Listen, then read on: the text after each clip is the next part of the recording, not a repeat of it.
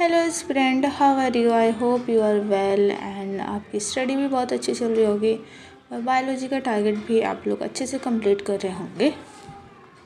आज का जो हमारा टारगेट था वो मैंने आपको पोस्ट कर दिया था, आप लोगों ने देख ही लिया होगा क्या क्या हमारा टारगेट है। तो आज टोटल 6 चैप्टर का हमने टारगेट लिया है। देखो कंप्लीट हो पाता है या नहीं हो पाता है, क्योंकि आज तो मुझे थोड़ा मुश्किल ही लग रहा है बिकॉज आज मेरा फास्ट है और जब मेरा फास्ट होता है ना तो यार मुझे हेडेक वगैरह कुछ ज़्यादा ही होता है बिकॉज मैं फ़ास्ट में ज़्यादा कुछ खाना पीना बिल्कुल भी पसंद नहीं करती। तो इसी वजह से ना वीकनेस की वजह से मेरी तो तबीयत पे असर पड़ता है। तो आई होप माता रानी की कृपा से आज का टारगेट कंप्लीट हो पाए। तो सबसे पहले हमने फर्स्ट चैप्टर स्टार्ट किया मॉर्फोलॉजी। मॉर्फोलॉजी देखने पढ़ने और समझने में जितना ही इजी चैप्टर है उतना ही हार्ड इसको याद करने में, क्योंकि इसमें बहुत सारे एग्जांपल्स हैं। तो ये मुझे अच्छे से समझ में भी आ जाता है, मतलब इजी चैप्टर बोल सकते हैं इसको। बट हाँ, याद करने में इसको आपको बार बार याद करना पड़ता है क्योंकि बहुत सारे एग्जांपल्स वगैरह हैं इसमें। तो इसको ना ही ज़्यादा हार्ड कह सकते हैं और ना ही ज़्यादा इजी कर सकते हैं, एकदम मीडियम चैप्टर है। आप लोगों को क्या ख्याल है इस चैप्टर के बारे में?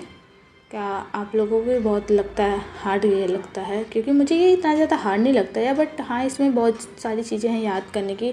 हर चीज़ का बहुत ज़्यादा एग्जांपल हैं और कई एग्जांपल तो एक दूसरे से मिक्स मैच है, मतलब सेम एग्जांपल दो अलग अलग चीज़ों का है। तो इसमें थोड़ा कन्फ्यूज़न वाले चैप्टर है, बस कह सकते हैं कि हाँ इससे एग्जांपल याद करने में थोड़ा कन्फ्यूज़न हो जाता है। बाकी ये हार्ड वगैरह नहीं है, बहुत इजी है समझने में। आप एक दो बार अच्छे से पढ़ोगे तो इसको आप आराम से समझ जाओगे और इंटरेस्टिंग भी है पढ़ने में, बहुत ही ज़्यादा इंटरेस्टिंग लगता है ये।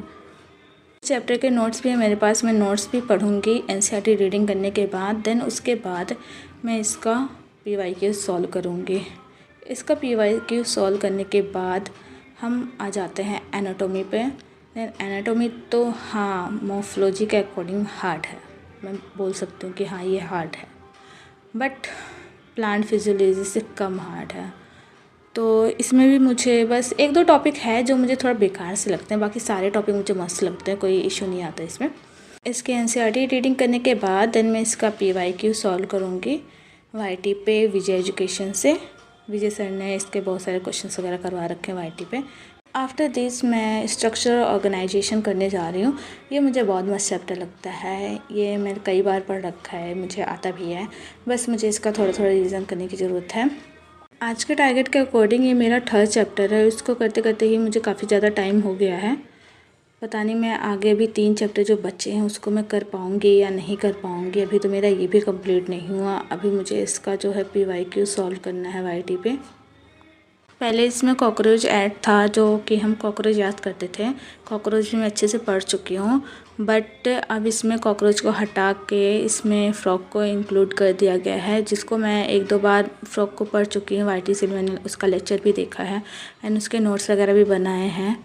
बट एनसीईआरटी में मैंने काफ़ी ज़्यादा हाईलाइट किया है उसको, क्योंकि मैंने एनसीईआरटी भी उसकी बहुत अच्छे से पढ़ी है, तो उसमें कोई इशू नहीं आता है। एंड फ्रॉग तो मुझे कॉकरोच से काफ़ी ज़्यादा सिंपल और ईजी लगा था जब मैंने फ़र्स्ट टाइम कॉकरोच और फ्रॉग को पढ़ा था और दोनों में कंपेयर किया था, तो मुझे फ्रॉग ज़्यादा इजी लगा कॉकरोच से।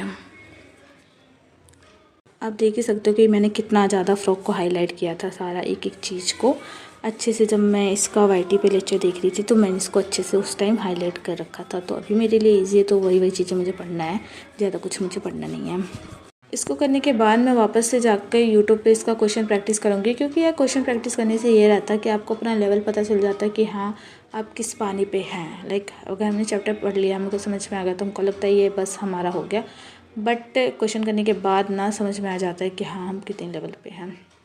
यार अब मेरा हेडेक ना बर्दाश्त के बाहर हो चुका था, और जब मैंने प्लांट फिजियोलॉजी का पहला चैप्टर फोटोसिंथेसिस खोला यार तो मेरा सर दर्द और ही बढ़ गया। तो मैंने डिसाइड किया फोटोसिंथेसिस और रेस्पिरेशन को आज मैं छोड़ देती हूँ। इजी वाला चैप्टर जो डेवलपमेंट वाला है उसको मैं पढ़ लेती हूँ एंड देन उसको मैं पढ़ने के बाद मैं उसका पीवाईक्यूज़ वगैरह सॉल्व करूँगी। आज का टारगेट मेरा कंप्लीट नहीं हो पाया, ओनली 6 चैप्टर का था बट 4 चैप्टर ही हुए हैं, तो 2 चैप्टर जो बचे हुए हैं उसको मैं कल के टारगेट में ऐड करूँगी। आप लोग बताओ आपका टारगेट कंप्लीट हुआ है या नहीं। Thank you so much for watching, मिलते हैं नेक्स्ट वीडियो में, बाय बाय।